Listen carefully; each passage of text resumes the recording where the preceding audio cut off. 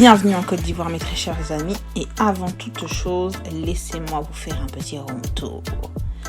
Alors d'avant, je m'excuse pour les plans un peu épileptiques parce que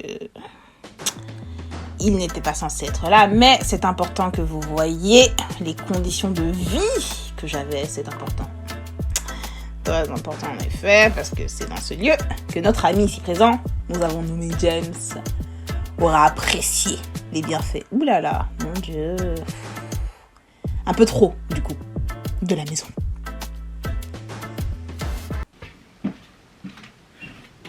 Hi!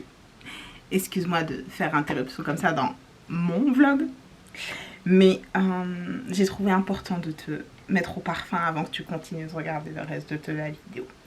Alors tu vas vite le remarquer, j'ai beaucoup de plans en portrait, et ce parce que débutante que je suis allée en vacances avec ma caméra et j'ai oublié le chargeur. De fait, dès le premier jour, je n'avais plus de batterie et j'ai essayé d'acheter un chargeur là-bas, une catastrophe totale, j'ai pas réussi. Du coup honnêtement ça m'a saoulée et en fait j'étais partie du principe que j'allais pas le faire ce vlog en fait.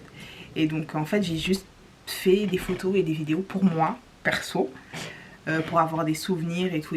Et puis après je me suis dit bon et puis surtout mes potes m'ont chauffé, m'ont dit c'est pas grave et que j'allais finir par trouver une solution. Et donc c'est ce que j'ai plus ou moins réussi à faire par-ci par-là. Donc vous allez voir beaucoup de plans en portrait. I am sorry. C'était pas mon intention. Mais j'espère que ça vous plaira quand même. Voilà, sur ce, je dégage le lieu. Enjoy. Voilà, maintenant que ça c'est fait, que c'est dit, on commence notre périple.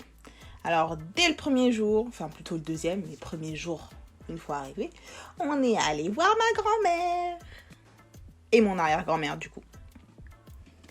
La première semaine était vraiment dédiée à rendre visite à la famille, à tous nos proches qu'on connaît là-bas. Regardez comment elle est trop mimes avec mon chapeau.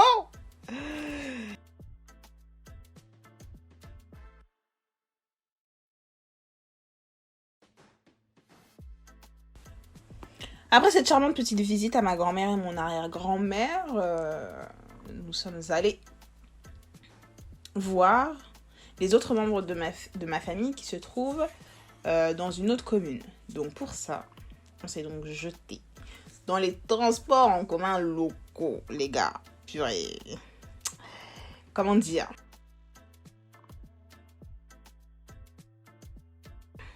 On a commencé par prendre un baga.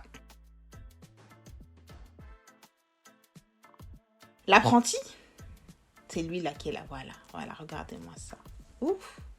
Il faut savoir que les apprentis, leur travail au quotidien, c'est de prendre votre argent et puis de vous dire, il n'y a pas monnaie. Donc, ils vous rendent jamais la monnaie. Mais comme mon oncle ici présent, ce monsieur, ce vagabond de Babi, ne se laisse pas faire, sachez qu'on a toujours à récupérer notre monnaie, les gars. Mais franchement, je suis impressionnée par leurs compétences.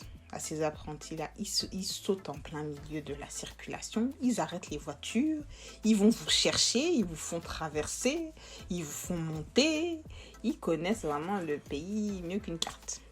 À la suite de ça, on est donc descendu à un carrefour et puis on a fini en taxi. Comme on était un nombre assez conséquent, vous constaterez que voilà, c'était pas facile. Mais on était en famille, we made it work, as you can see, voilà.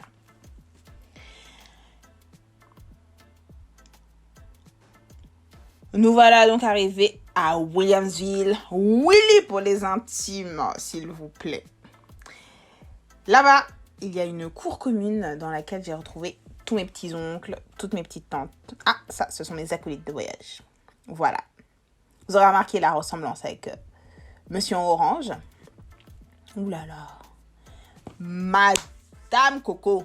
Vraiment, cette dame, je l'attendais avec beaucoup de patience et d'amour pour déguster ma noix de coco ivoirienne.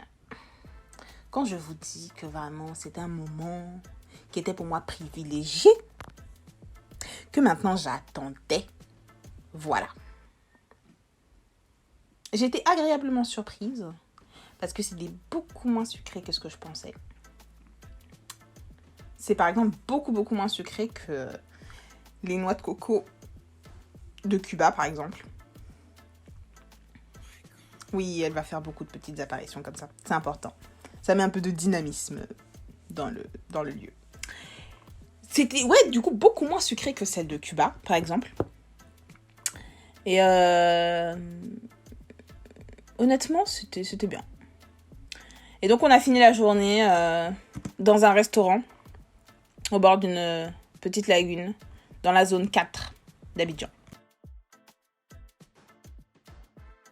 Donc, le lendemain, une nouvelle journée s'annonçait pour nous. Nous sommes donc sortis pour nous balader un petit peu dans le quartier et également rejoindre de nouveau le quartier de Willy pour cette fois-ci goûter et déguster, s'il vous plaît, le choukouya typique du lieu. Oh là là! Alors pour ceux qui ne le savent pas, j'aime trop la viande, c'est un problème. C'est l'histoire de ma vie. Je vous promets que j'en consomme beaucoup moins qu'au début de mon existence, mais tout de même, c'est pas facile. Nous voici maintenant dans le bus, quelques jours plus tard. Le bus qui devait nous emmener à Gagnoa. Mais, comme une foutaise n'arrive jamais seule, le chauffeur de bus a décidé de cogner une autre voiture qui était en bas. Nous nous sommes donc arrêtés en plein milieu de la circulation, peut-être 100 mètres avant le péage.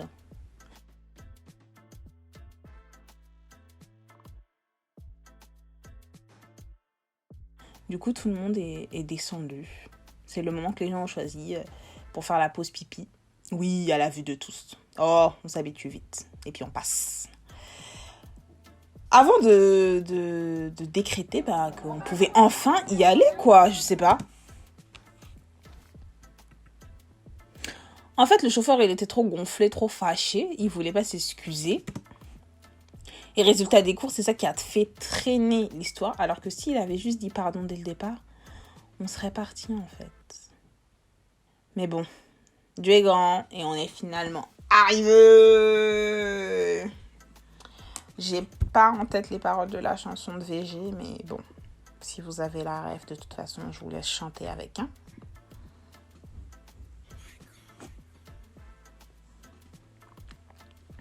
Honnêtement, j'ai pas fait grand-chose d'autre à Gagnoa que de m'asseoir sur une natte et de manger mes oranges, littéralement. On a souffert pour rentrer, mais on est rentré. Et à partir de là, les gars, c'était le début des vacances. Je vous prie de croire que c'était les vacances. Nous avons donc commencé par nous rendre sur l'île Boulet. Alors, on a choisi d'y aller en restant du côté de Yopougon. On n'avait pas eu besoin de retourner dans la ville. Donc, on a pris une petite barque, on est allé, et puis on est arrivé. Ah là là, au Maria Resort, s'il vous plaît. Honnêtement, c'est un petit lieu, mais efficace.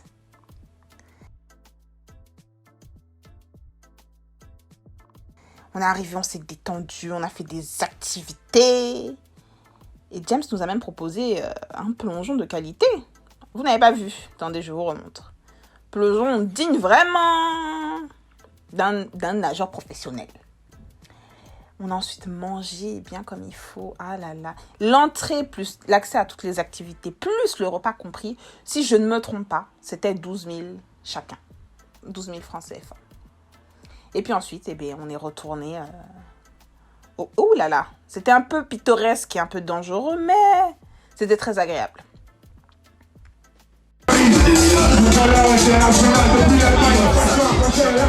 Bon, évidemment, on va pas à Papis sans faire la bringue, les gars. Donc, un soir, on a décidé vraiment d'être heureux. On est allé au Before, une petite boîte de nuit qui joue au-dessus de Lifestar. On avait des impératifs. Le lendemain, on devait flex. Ouh! Ouh!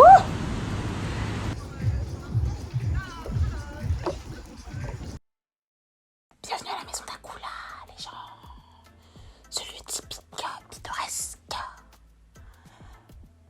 où il fait bon de se reposer, d'apprécier. Bon, excusez-moi, j'arrête avec le SMR.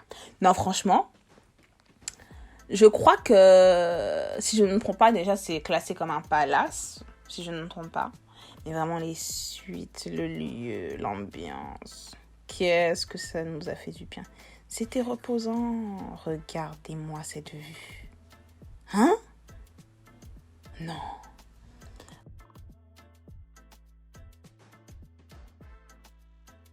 Regardez-moi cette suite. Mais cette suite. Mais on pouvait me laisser. On pouvait me laisser là. Je pouvais finir ma vie ici. Au juste. Le jour où je suis partie, j'étais fâchée. Mais quand je vous dis j'étais fâchée, c'est vraiment... Le visage était serré. Donc là, c'est de l'autre côté de la maison d'Akula. Ils ont deux côtés. Ils ont un côté mer et un côté piscine. Et justement, pour aller de l'autre côté, vous vous posez là tranquillou. Et puis, vous rentrez dans le bateau, on vous emmène. Vous pouvez faire l'aller-retour toute la journée, si c'est ça qui vous fait kiffer. Ensuite, le soir, on s'est posé au restaurant du lieu. Bon, je vous préviens direct, les prix, c'est des prix européens. Gastronomiques. Européens gastronomiques, je précise, c'est cher. Voilà. Donc ça, c'était vraiment les highlights de ma vie. Ça, et puis bien sûr, les chauffeurs de taxi. Vraiment, eux, c'était mes coups de cœur. Vraiment.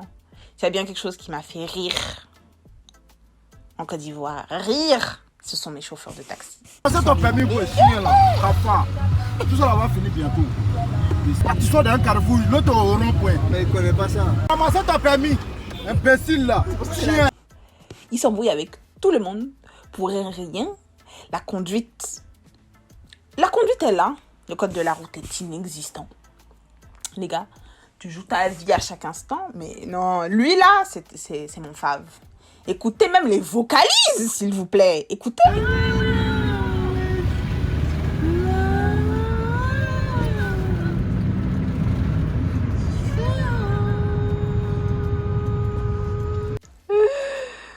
Non, vraiment, passez toutes ces petites péripéties-là. Non, Abidjan est doux.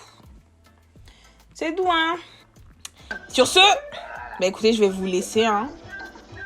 J'espère que vous aurez apprécié ce micro petit chouïa vlog de mes superbes vacances à Abidjan. J'ai beaucoup aimé. D'ailleurs, je pense que vous avez compris. Nos vacances étaient géniales. On s'est tous vraiment, vraiment bien amusés, comme vous pouvez le constater. On a tous passé de super vacances. Et puis, bah, moi, je vais vous laisser.